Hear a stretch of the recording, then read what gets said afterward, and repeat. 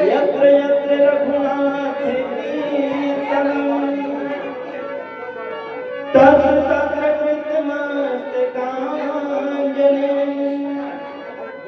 वास्तवारि परिपूर्णलोचनं मारुतिं नमत राक्षसान्तिकम्। जहाँ जहाँ भी श्री रघुनाथ जी का कीर्तन होता है, हनुमान जो वहाँ उपस्थित होते हैं और उनके भजन को और कीर्तन को बड़े प्रेम से सुनते हैं।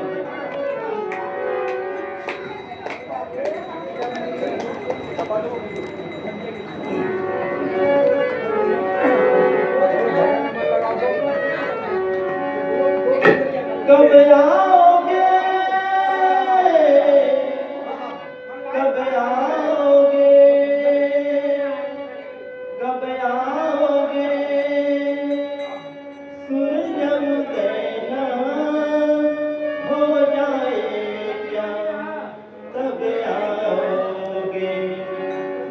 भगवान रामचंद्र जी लक्ष्मण को अपने गोद में सुला के रखे हैं और हनुमत जी गए हैं संजीवन बूटी लाने, लेकिन विलम्ब हो रहा है।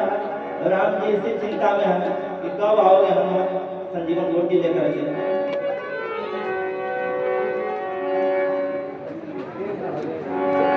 कब आओगे, कब आओगे, कब आओगे, सूरज उदयना हो जाए क्या, तब आओगे।